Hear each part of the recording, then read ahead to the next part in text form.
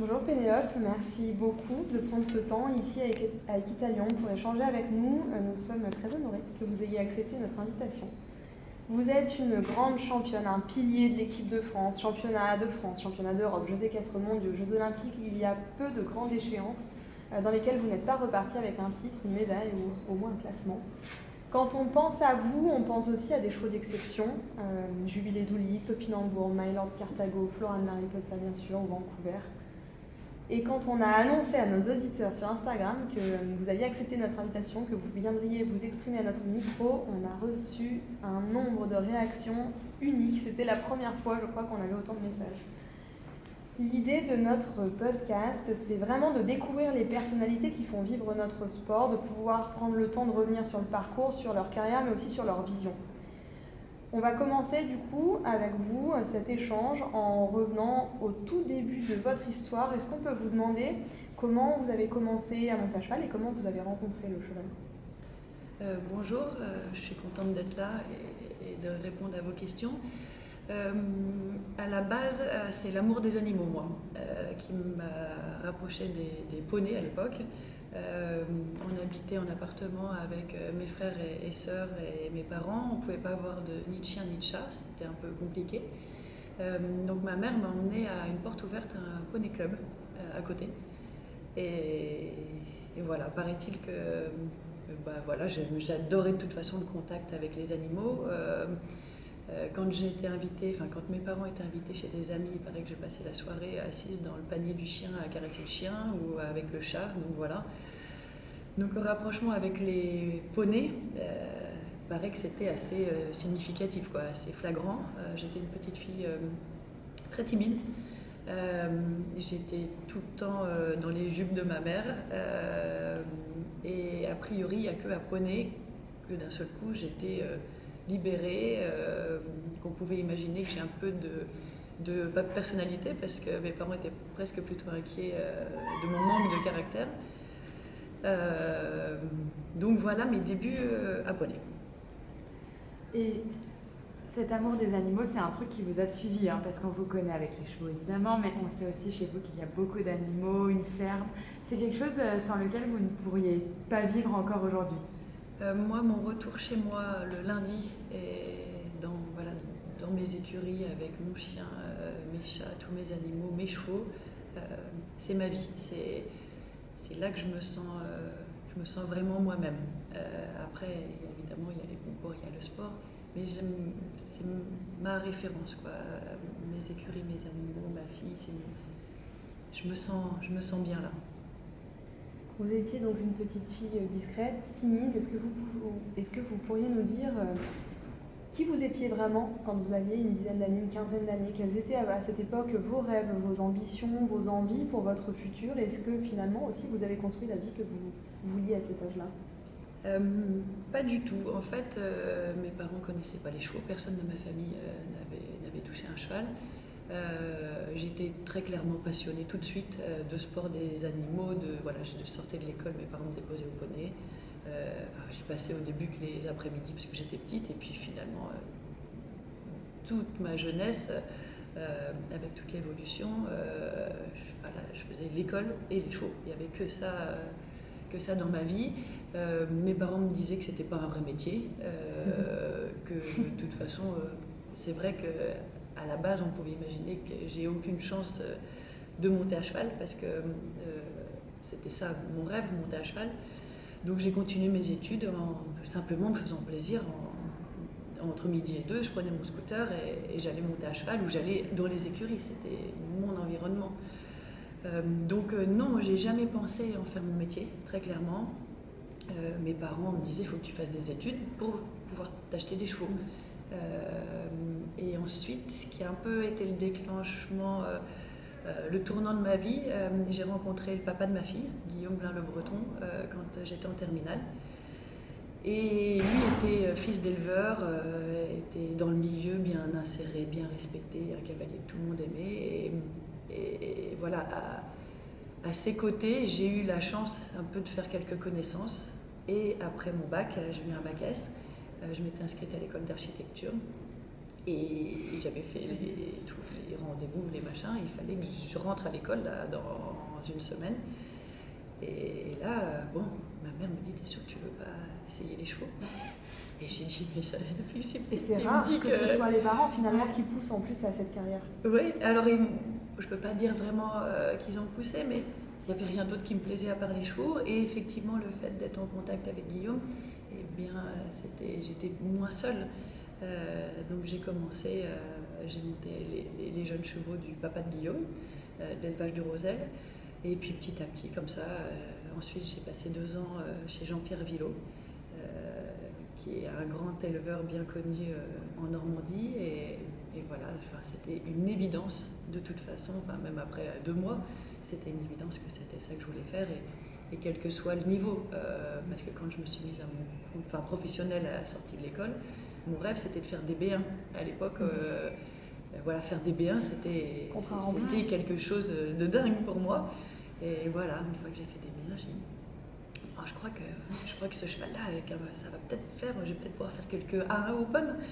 Et puis, etc. Voilà, j'ai monté les échelons et c'est génial de se dire que merci à mes parents de m'avoir soutenue et de m'avoir permis de réaliser tous mes rêves, les uns après les autres. Le sport, monter à cheval, moi j'ai jamais rêvé faire les Jeux Olympiques, pour moi c'était totalement du délire. Et puis voilà. De B1 à championne olympique, la trajectoire est belle. Ouais, c'est génial. Je rebondis là-dessus parce qu'on a interviewé il y a 2 semaines Patrice Delaveau, qui lui, contrairement à ce que vous êtes en train de me dire, me disait que très jeune, il était gagneur, il avait envie de gagner, il savait que voilà, vous étiez plus timide, vous en êtes rendu compte un peu plus tard. Pourtant, à 6 ans, j'ai lu que vous étiez déjà à la mode Beuvron pour courir les championnats de France poney. Est-ce que vous aviez quand même cette soif de compétition qui vous a guidé jusqu'à où vous en êtes aujourd'hui, ou c'est vraiment arrivé plus tard? Non, dès le début, je passais de la petite fille toute timide à un lion sur son poney. Et les monitrices, je me souviens, me criaient doucement, Pénélope, pas trop vite, parce que dès qu'il y avait du chrono, je m'éclatais à aller à fond. Et en plus, j'avais un super poney. On faisait du complet à l'époque. On était 4 cavaliers, c'était vraiment super sympa. Et le cross, je me régalais. Le dressage à poney, c'était quand même quelque chose, ça ne devait pas être terrible à regarder. On était accrus, on se tapait les fesses. Mais j'ai des souvenirs incroyables. Et non, depuis le début, on me dit doucement, Pénélope, non, j'étais enragée de soif de compétition. Et c'est pour ça que j'ai eu la chance que ma vie soit faite d'un tout, c'est-à-dire la passion des animaux, la compétition, c'était voilà, 100% de réussite. Et le concours complet alors, non? Si, j'adore ça. Ah oui? J'adore ça. À chaque fois, je me dis, j'ai envie d'avoir un cheval de complet, j'aurais envie d'en acheter un. J'en ai même eu un aux écuries, qui avait déjà fait mes épreuves de 2 étoiles. Jean-Luc Fotras m'avait prêté sa jument résille pour que je la travaille et tout. Puis bon, il faut du temps et jusqu'à maintenant, j'ai pas sacrifié suffisamment de temps pour en faire, mais je suis dingue de ce sport et on a la chance d'avoir des championnats maintenant en même temps que les cavaliers de complet et vraiment je me régale. Je me régale, même le dressage me plaît. J'adore cette discipline. Peut-être une reconversion dans quelques années, Pénélope. On voudrait poursuivre un peu et compléter du coup le portrait de Pénélope Le Prévost. Donc vous nous avez donné quelques éléments de réponse. Vous étiez déjà gagneuse, vous aviez la rage, en même temps plutôt introvertie, un peu timide comme ça.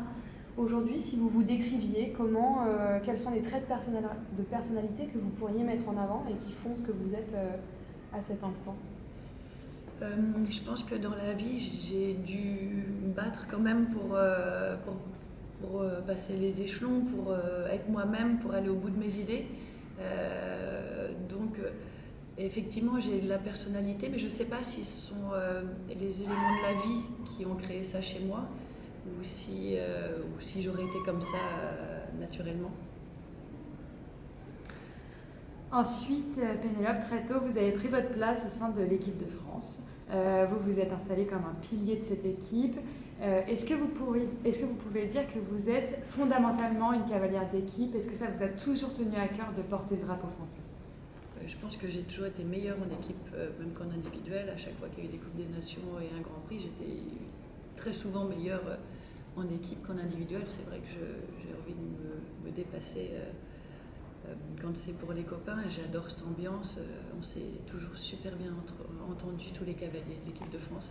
Il y a vraiment une ambiance chouette dans l'équipe de France depuis toutes ces années. Enfin, moi, je trouve vraiment qu'on a la chance d'être entre cavaliers soudés. On est entre amis, on passe vraiment des bons moments. Et ouais, j'adore ça. Parmi cette équipe de France, vous occupez maintenant, en 2021, un peu le rang, on va dire, intermédiaire. Vous êtes à cheval entre la génération des Bosti, des Philippe, par exemple, et puis la jeune génération qui commence à arriver.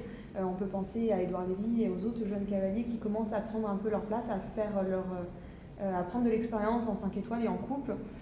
Est-ce que vous sentez les différences, vous, au sein de l'équipe, quand vous portez la veste bleue? Est-ce que vous trouvez qu'il y a une différence entre ces différentes générations? Et puis aussi, comment vous voyez cette génération de jeunes cavaliers qui arrive et qui, comme vous à l'époque avec Kevin, qui essayait un petit peu de pousser Philippe et Bosti pour trouver votre place en coupe, et bien il y a les jeunes aussi qui arrivent et qui se disent aussi, nous aussi on voudrait bien notre place et porter cette veste bleue. Oui, c'est vrai que c'est sympa de vivre les Coupes des Nations avec des nouveaux cavaliers, des nouveaux jeunes qui ont un petit peu moins d'expérience que nous. Mais en fait, on se connaît vraiment, même si on n'est pas de la même génération. Ça fait des années qu'on fait les concours en même temps, même les épreuves nationales ou les 2 ou 3 étoiles. Donc, que ce soit Édouard Lévy ou Grégory Cotard ou ces cavaliers-là, on est vraiment proches. Et je me régale de partager mon expérience déjà vécue et essayer de les aider évidemment s'il y a besoin. Et c'est vraiment des moments sympas. C'est sympa d'avoir des nouveaux cavaliers. Et oui, effectivement, on se rend compte de la différence de génération ou d'expérience, parce que je pense que Grégory Cotard, par exemple, doit être à peu près de ma génération, mais il arrive tout juste maintenant à ce niveau-là. Et ça fait plaisir de pouvoir échanger et on se sent, on est proches, on se sent bien, je crois, entre cavaliers. Et comment alors est-ce que ces jeunes cavaliers ou même des cavaliers comme Grégory Cotard qui ont toujours été là à très bon niveau, mais pour atteindre le dernier niveau, pour justement vous pousser un peu de l'équipe de France, vous, Kevin, etc. Comment est-ce qu'ils doivent faire? Parce que c'est vrai qu'on le sait, c'est un sport qui se pratique très très tard, donc on peut continuer à monter très longtemps, et les très bons cavaliers restent aussi très longtemps. Donc quel mot est-ce que vous pourriez avoir pour ces jeunes, ou alors ces cavaliers qui sont à un niveau un tout petit peu intermédiaire, pour justement venir un peu encore plus prendre votre place et dans les Coupes des Nations notamment, ou les grands championnats? Je crois que ces cavaliers-là n'ont pas besoin de nous pour être motivés ou poussés. Je crois que tout le monde rêve d'avancer dans la vie, de monter les échelons, d'avoir accès aux Coupes des Nations, après un championnat, après un second. Et donc je pense que ça, c'est le rêve de tout le monde. C'est simplement marrant d'avoir des coéquipiers qui changent et c'est sympa pour tout. Moi, j'aime bien être avec les anciens, avec ceux de ma génération. Vraiment, je pense qu'on passe des bons moments tous ensemble. On vous le disait, hein, on parlait à l'instant de votre place, un peu de moteur aussi dans l'équipe grâce à votre expérience. Vous pouvez partager cette expérience et aider les autres aussi, mais aussi avec votre public. Vous avez un public très soudé, très fidèle et très large qui vous suit. Est-ce que vous vous rendez compte que vous êtes aussi un moteur pour les générations à venir, que votre position dans l'équipe de France, mais aussi votre carrière, peut guider les plus jeunes, les inspirer et leur donner aussi envie, à leur tour, peut-être un jour d'atteindre le haut niveau comme vous l'avez fait?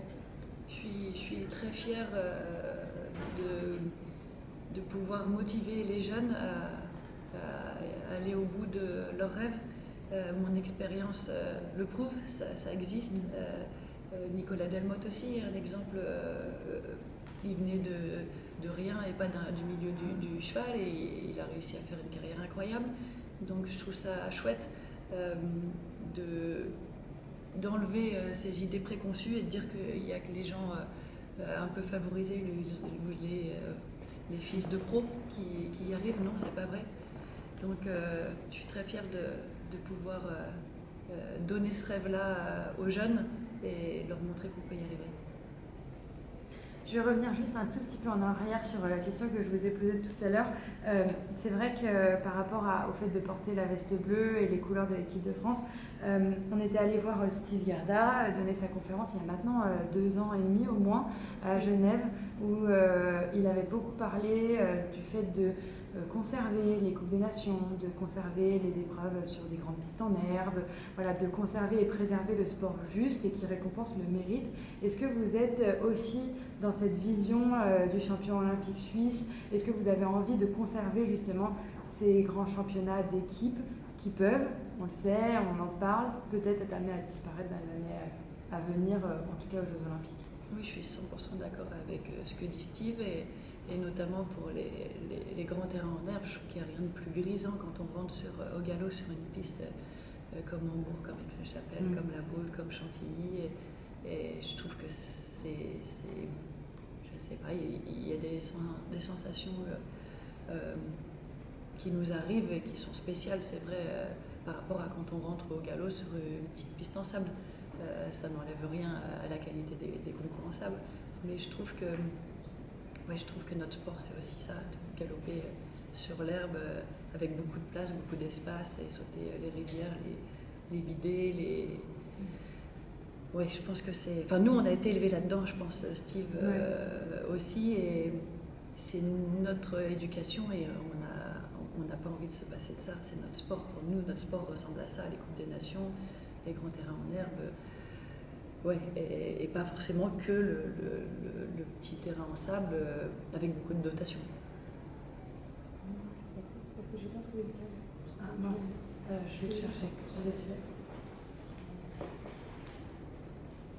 Vas-y, continue. Je vais le chercher. Ça va nous amener à aborder un sujet qu'on aime bien et qu'on aborde beaucoup avec nos invités, c'est celui de l'évolution des sports équestres dans le temps. On le sait, les chevaux que l'on fait naître, que font naître nos éleveurs, sont des chevaux de plus en plus qualiteux, affinés, comme le disait Patrice dans l'épisode qu'on a enregistré avec lui. Les parcours sont de plus en plus difficiles, il y a de plus en plus de compétitions, il y a des circuits qui se créent qui font qu'il n'y a plus de week-end off comme on avait avant, il n'y a plus du tout de pause hivernale, maintenant il y a le circuit indoor Coupe du Monde tout l'hiver. Les chevaux qui se déplacent aussi loin, il y a des concours qui se sont créés, qui n'existaient pas forcément, ou qui existaient, mais auxquels on allait moins. Et puis on peut aussi parler de l'augmentation des prix des chevaux, de la place, de l'argent et des gains dans le sport, etc. Le sujet est très vaste, mais tous ces facteurs ont bouleversé la pratique des sports équestres. Quel regard vous portez-vous, Pénélope, sur ces évolutions et sur ces facteurs que l'on peut observer au jour de... que l'on peut observer actuellement? C'est vrai que le sport change. Il y a de moins en moins de concours organisés par des bénévoles.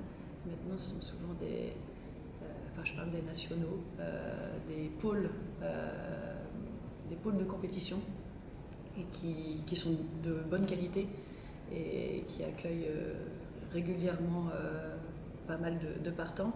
Et c'est vrai que ça change un petit peu. Je trouve que tout le milieu se professionnalise. Et c'est vrai que les chevaux valent de plus en plus d'argent, enfin les bons chevaux valent de plus en plus d'argent. Et les moyens finalement plutôt de moins en moins. Dans notre sport, le niveau a clairement augmenté. Quand il y a 40 partants, les 40 peuvent gagner. À l'époque, un peu moins.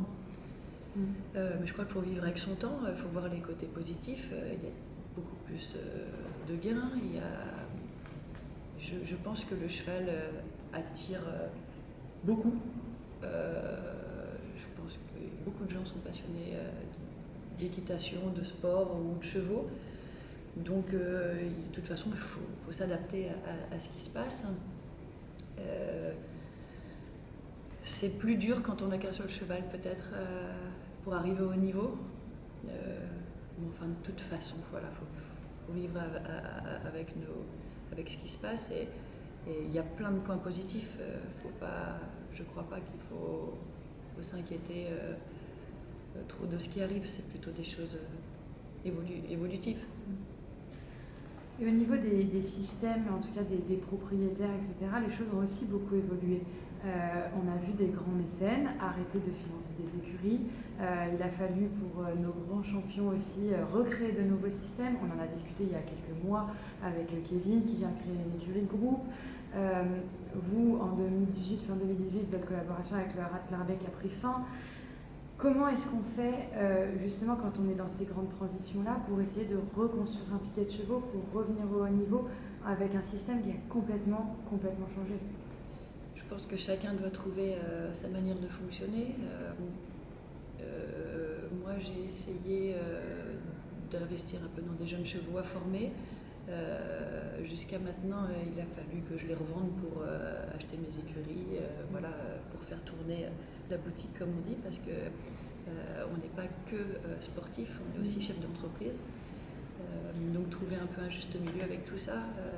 Moi, pour ma part, j'ai envie de dire que la première partie de ma carrière, je l'ai fait avec la famille Maigret. C'était génial, je pense qu'on a vraiment kiffé le haut niveau. Après, j'ai un peu eu la seconde partie de ma vie où il a fallu que je construise un peu des bases solides.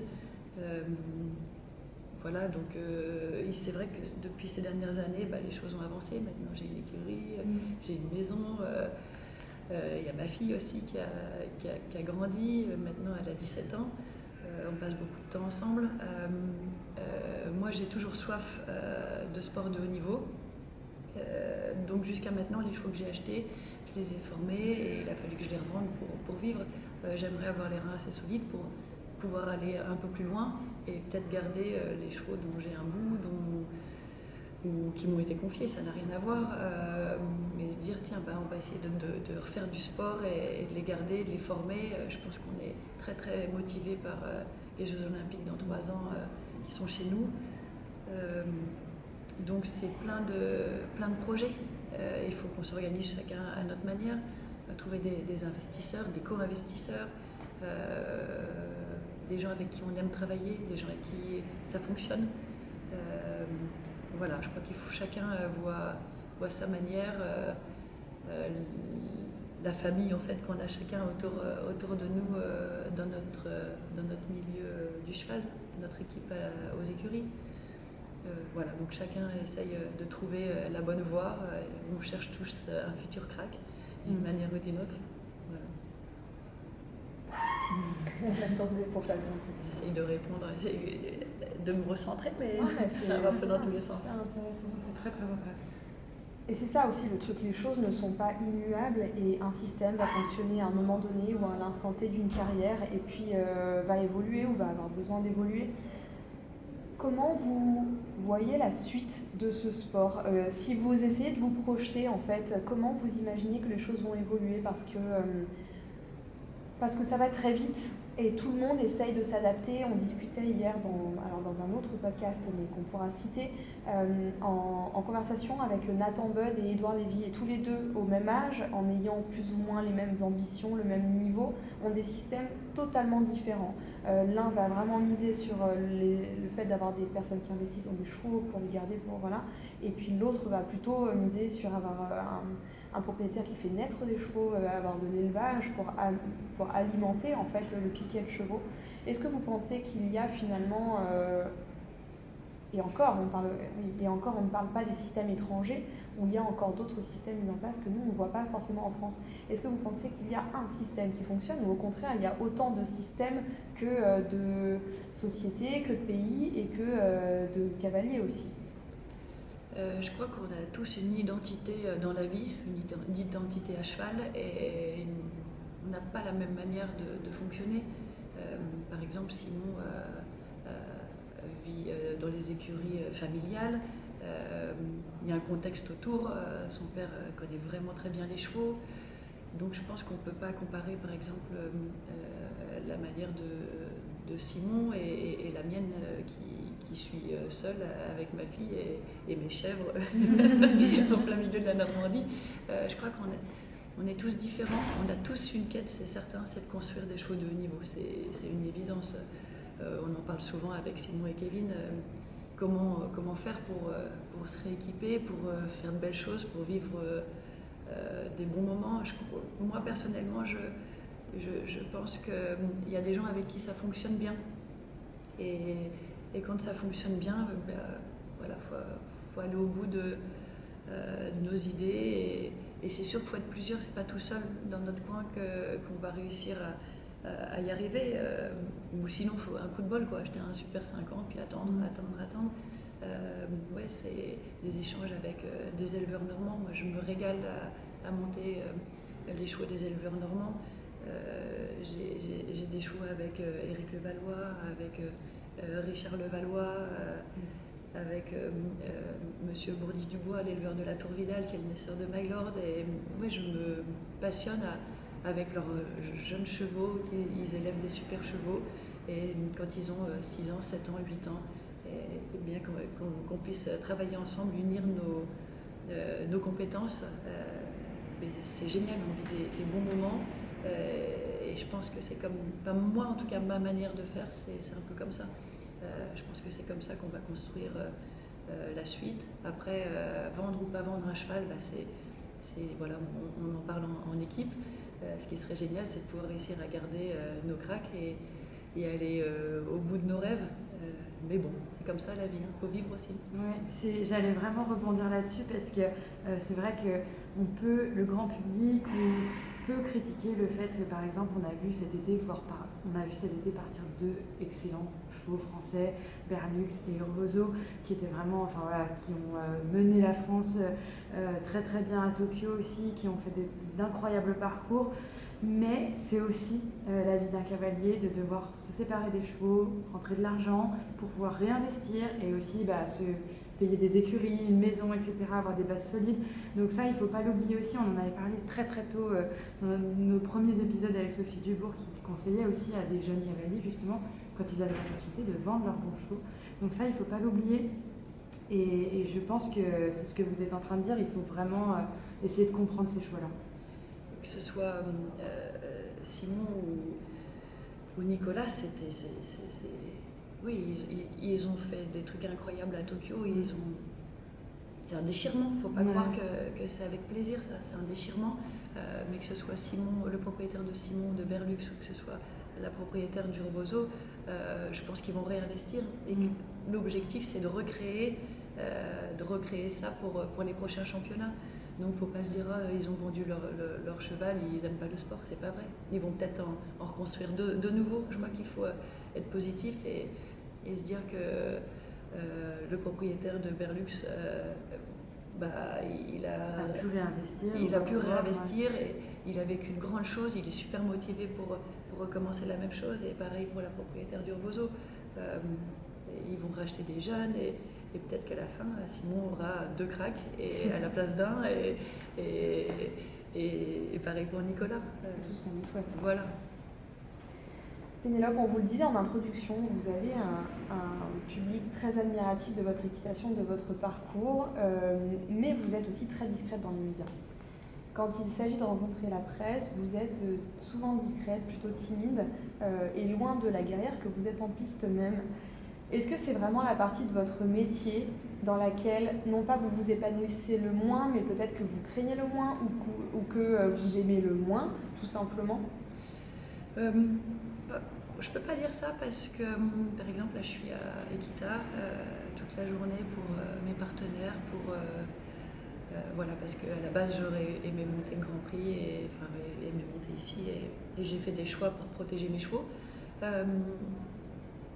Et donc je suis ici et je donne mon temps, mais avec plaisir. C'est-à-dire que je sors des classes de chez Land Rover. Vous êtes là et nous sommes très heureuses que vous soyez là. Et je suis là et c'est un moment qui est dédié pour ça et il n'y a pas de problème. Je le fais avec mon cœur, je le fais avec plaisir.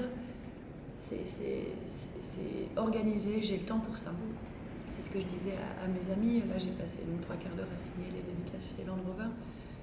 Entre deux épreuves, quand on vient de faire 4 points, 8 points avec un cheval, quand ça nous fait du souci, qu'on se dit quel mort on va mettre, qu'on doit rencontrer, qu'il y a des choses qui se jouent, que le cheval d'après, on ne va pas avoir trop le temps de le détendre si on fait ses dédicaces. C'est complètement différent, l'état d'esprit est complètement différent, on n'a pas le temps.